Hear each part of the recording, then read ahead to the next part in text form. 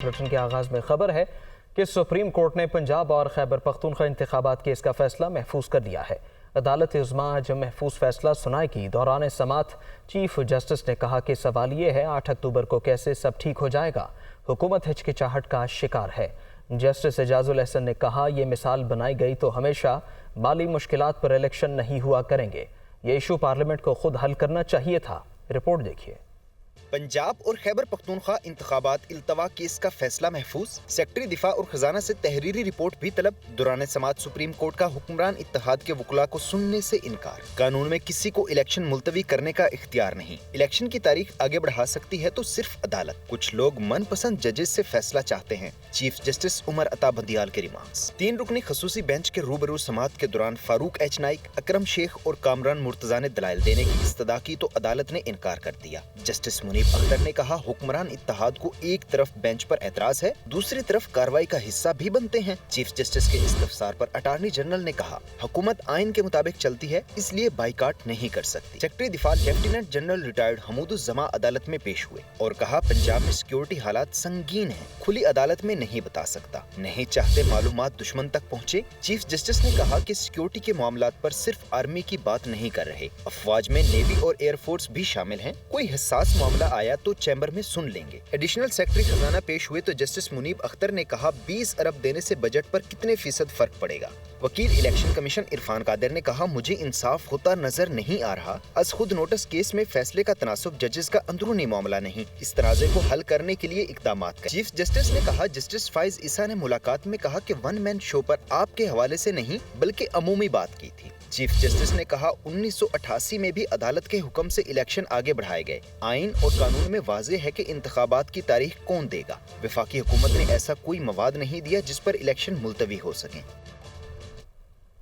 वज़ीर-ए-आज़म शहबाज शरीफ ने कहा है कि इत्तेहादी हुकूमत ने मौजूदा बेंच पर अदम एतमाद का इजहार किया। बॉयकॉट की बात नहीं हुई। काश अभी चीफ जस्टिस 2 जजेस को माइनस करके फुल कोर्ट बिठा दें तो कौम को फैसला मानने में वक्त नहीं लगेगा, ना ही दिक्कत होगी। होश के नाखुन ना लिए तो सब हाथ मलते रह जाएंगे। वो कौमी असम्बली में खिताब कर रहे थे। पूरी कोलिशन गवर्नमेंट ने मौजूदा बेंच के ऊपर अदम एतमाद का इजहार किया है। मीटिंग मैंने चेयर की थी बतौर प्रेसिडेंट पाकिस्तान PMLN। बाइकआउट का कहीं लफ्ज़ इस्तेमाल नहीं हुआ। काश अब भी चीफ जस्टिस इस बात का ख्याल करें कि अगर वो फुल कोर्ट को बिठा दें माइनस जिन 2 जजेस ने पहले ही रिक्यूज़ किया है तो वो फैसला शायद पूरी कौम को मानने में ज़रा भी जनाब स्पीकर दिक्कत नहीं होगी। इस बेंच से फैसला करवाना मैं समझता हूँ कि इंसाफ के तकाज़ों के 100% मुनाफी है। 2 मरतबा इमरान नियाज़ी ने मुझे जेल भिजवाया और तीसरी मरतबा वो भरपूर तैयारी में था। मेरा कसूर ये था कि मैं उस हुकूमत की जो गलतकारियाँ थी, तबाहकारियाँ थी, उनको हम डट कर इस ऐवान में भरपूर आवाज़ उठाते थे, मगर इमरान नियाज़ी को ये मंजूर नहीं था और वो हमें और मुझे रास्ते का कांटा समझता था। इस्लामाबाद हाई कोर्ट में वकील ने कहा कि इमरान नियाज़ी की जो एहलिया मुहतरमा है, she was not an public office holder. तो मरियम नवाज शरीफ की बेटी वो तो नहीं थी पब्लिक ऑफिस होल्डर, उसको जेल से गिरफ्तार कर लिया गया। ये दोहरा मेयार पाकिस्तान की जड़ों को हिला कर रख देगा। वज़ीर कानून आज़म नज़ीर तारड़ ने कौमी असम्बली में खिताब करते हुए कहा कि अगर आइन की पासदारी चाहते हैं तो फैसले तोल कर दें। इंतखाबात कब और कैसे हों ये फैसला इलेक्शन कमीशन ने करना है। वज़ीर कानून ने सवाल किया कि अगर 3 जजेस का फैसला आया तो क्या कौम को काबिल कबूल होगा, इसे अवामी पजीराई हासिल होगी, क्या फैसला काबिल अमल भी होगा या नहीं। एक साहब वहां पे 2 झंडों के आगे बैठ जाते हैं रोज, वो भाषण देते हैं कौम को कि ये आइन शिकनी हो रही है, ये आइन से रूगर्दानी हो रही है, इलेक्शन 90 रोज में ना हुए तो ये आइन से रूगर्दानी होगी। इसी महीने में 1 साल पहले इसी ऐवान में जब 1.5 मिनट में ये मौकर ऐवान तहलील कर दिया गया था, कौमी असम्बली तोड़ दी गई थी, तो वो आइन से रूगर्दानी नहीं थी। ये आइन का सबक देने से पहले, आइन का भाषण देने से पहले अपने गिरेबान में झांक ले। पहले अपने दामन में तो देखें कि कितने धब्बे और कितने दाग हैं। आपने इस मुल्क की आइनी तारीख को कितना दागदार किया है। शायद मेरे मुल्क के आइन साजों को ये खबर नहीं थी कि एक रोज़ ऐसा भी आएगा कि इन बहुत बड़े ओहदों के ऊपर इतने छोटे लोग आ जाएंगे जो अपनी ज़ाती अना के लिए, अपनी नौकरी बचाने के लिए आइन को पामाल करेंगे और जो रस्म और रवायत को भी रोन डालेंगे। अगर आपने इस मुल्क में आइन और कानून की बालादस्ती और पासदारी चाहते हैं तो फिर फैसले वक्त की ज़रूरत के मुताबिक ज़रूर करें, लेकिन स्केल बराबर रख के करें। फैसले आप तोल के दें। ये फैसला इलेक्शन कमीशन ने करना है कि मुल्क में इंतखाबात किस तरह से, किस टाइम पे, किन हालात में होने। अगर इलेक्शन कमीशन समझता है कि इंतखाबात में खून रेजी है, इंतखाबात में बर्बादी तबाही है, तो वो अगर शेड्यूल को आगे ले जाता है, पीछे करता है, तो इलेक्शन कमीशन का ये इख्तियार है। मैं आज फ्लोर ऑफ द हाउस पे ऑन रिकॉर्ड रहना चाहता हूं कि यही प्रोसीडिंग्स पहले राउंड में 3 के मुकाबले में 4 जज साहबान की आरा से डिसमिस हो चुकी हैं। अगर 3 जज साहबान का बेंच ये फैसला करेगा तो ये फैसला कौम को काबिल कबूल होगा, एक बात। ये फैसला अवामी पजीराई लेगा, दूसरी बात। और ये फैसला काबिल अमल होगा या नहीं होगा, तीसरी बात।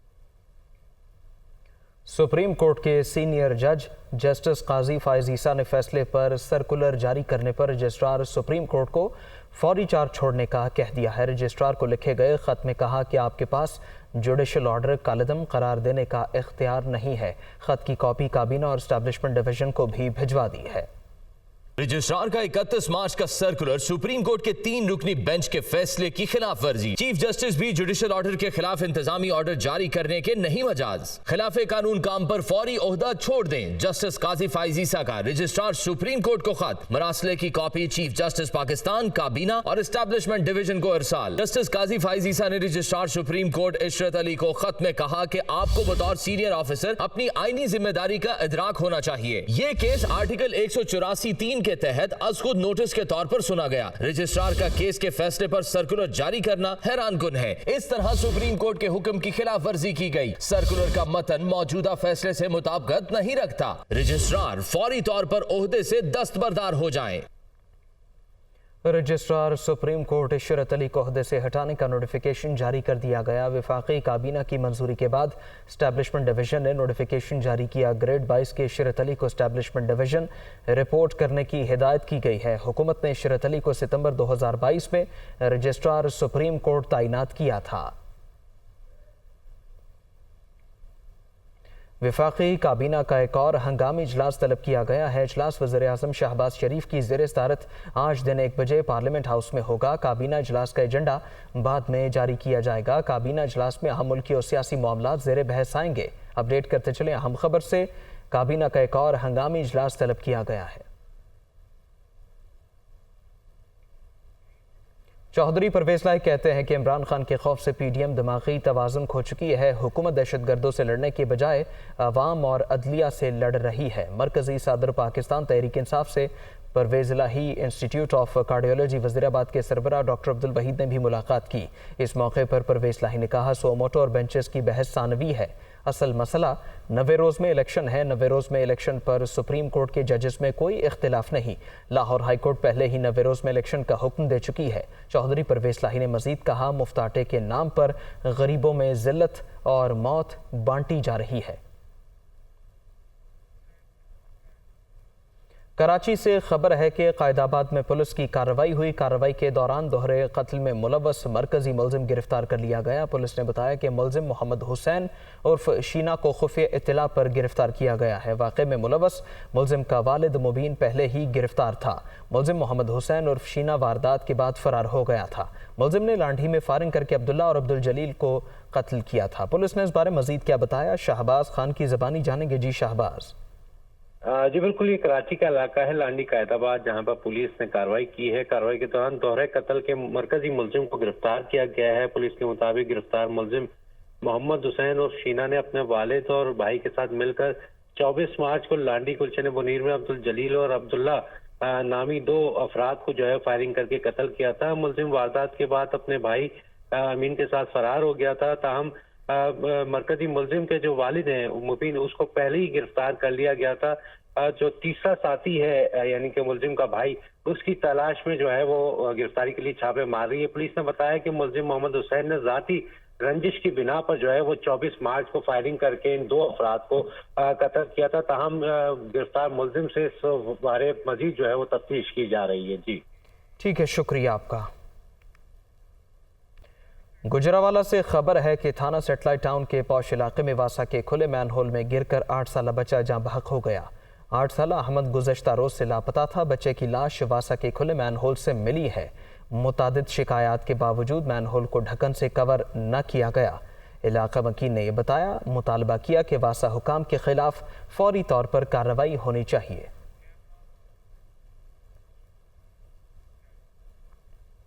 कराची के बिजली सार्फिन के लिए बुरी खबर है। बिजली 6 रुपये फी यूनिट महंगी कर दी गई है।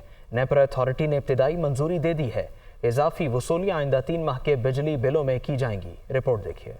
अहले कराची को महंगाई के बाद बिजली का जोरदार झटका। कीमत में 6 रुपए फी यूनिट इजाफा। सार्फिन की जेब से 20 अरब रुपए निकल जाएंगे। ताकि हुकूमत की जानिब से यकसान टैरिफ की बुनियाद पर दरखास्तें दायर की गई थी। वसूलियाँ माह अप्रैल, मई और जून के बिजली के बिलों में होंगी। दौरान समात अथॉरिटी मेंबरान का कहना था कि के इलेक्ट्रिक नेशनल ग्रिड से सस्ती बिजली ही लेता है, जबकि खुद 4 गुना जायद नरखों पर बिजली पैदा कर रहा है। अगर 50% बिजली नेशनल ग्रिड से ना मिले तो सार्फिन रुल जाएंगे। वज़ीर आज़म रमज़ान पैकेज के तहत पंजाब में मुस्तहिक अफराद में मुफ्त आटा की तकसीम जारी है। हुकूमत के इस रिलीफ पैकेज से कौन लोग फ़ायदा उठा सकते हैं, स्कीम से मुस्तफ़ीद होने का क्या तरीक़ाकार तय किया गया है, रिपोर्ट में जानते हैं। रमजान मुबारक के शुरू होते ही मुल्क भर में मुस्तहिक अफराद के लिए हुकूमतों की तरफ से रिलीफ पैकेजेस का ऐलान होता है ताकि गरीब और नादार अफराद भी माह मुबारक की बरकत समेट सकें। माजी में इस मकसद के लिए सस्ते रमजान बाजारों में अवाम को इनडायरेक्ट सब्सिडी के तहत सस्ता आटा फराहम किया जाता था, मगर रवा साल हुकूमत पंजाब ने अवाम को टारगेटेड सब्सिडी देने के लिए पंजाब इंफॉर्मेशन टेक्नोलॉजी बोर्ड की मदद से मोबाइल ऐप मुतारिफ कराई, जिसका मकसद मुस्तहिक खानदानों को सस्ता आटा फराहम करना था। ये जो एलिजिबल लोग हैं वो PMT 60 BISP का जो डेटा है उसमें कोई 15.8 मिलियन फैमिलीज़ हैं। 3 बैग्स आटे के हर फैमिली को रमज़ान के महीने में, और हमारे पंजाब गवर्नमेंट के वज़ा करते तरीके से हम उनको सिस्टम के थ्रू हम उनको जो है ना डिस्ट्रीब्यूट करें हम लोग। ये मोबाइल ऐप पंजाब के 11,700 डिस्ट्रीब्यूशन सेंटर्स पर चलती है, जिस पर कोई भी शख्स अपना शनाख्ती कार्ड लेकर जा सकता है। स्कैनिंग के बाद अहलियत के मुताबिक मुफ्त आटा फराहम किया जाता है। ये मोबाइल ऐप फ्लोर मिल्स को पंजाब हुकूमत की तरफ से गंदम की फराहमी और वहाँ से आटे के बैग्स की तरसील के निज़ाम को भी मॉनिटर करती है। हर बेनिफिशरी अपना कार्ड लेके आता है, ID कार्ड, उसका कार्ड स्कैन होता है, सिस्टम ऑटोमेटिकली बैक एंड पे उसको चेक करता है कि वो एलिजिबल है। अगर एलिजिबल है तो 1 बैग का है या 2 बैग का एलिजिबल है, और उसके बाद उसको पीछे जाकर उसको बैग उसको हैंड ओवर कर देता है और वो बैग लेके चला जाता है। अच्छा, इसके बैक एंड पे जो पूरा एक सिस्टम है, जो पूरा एक सप्लाई चेन को हम मैनेज करें, जहाँ पर जो गवर्नमेंट रिलीज करती है wheat to the flour mills, वो उन्होंने उसकी 70-30% की क्रशिंग करके उन्होंने कितने बैग्स बनाए, उसके बाद उन्होंने कितना डिस्ट्रिक्ट गवर्नमेंट को उन्होंने हैंड ओवर किए, उसके बाद कितने सेल पॉइंट पे पहुंचे और कितने लोगों को आगे डिस्ट्रीब्यूट हुए। हुकूमत पंजाब की इस स्कीम के तहत अब तक 1 करोड़ 10 लाख खानदानों में 3 करोड़ आटे के बैग्स तकसीम हो चुके हैं। मुफ्त आटा स्कीम से हर वो खानदान जिसकी माहाना आमदन 60,000 से कम है फायदा उठा सकता है। पाकिस्तान स्टॉक एक्सचेंज में 110 पॉइंट्स की कमी रिकॉर्ड की गई। दूसरी जानिब इंटरबैंक और ओपन मार्केट में डॉलर की कीमत में इजाफा हुआ है।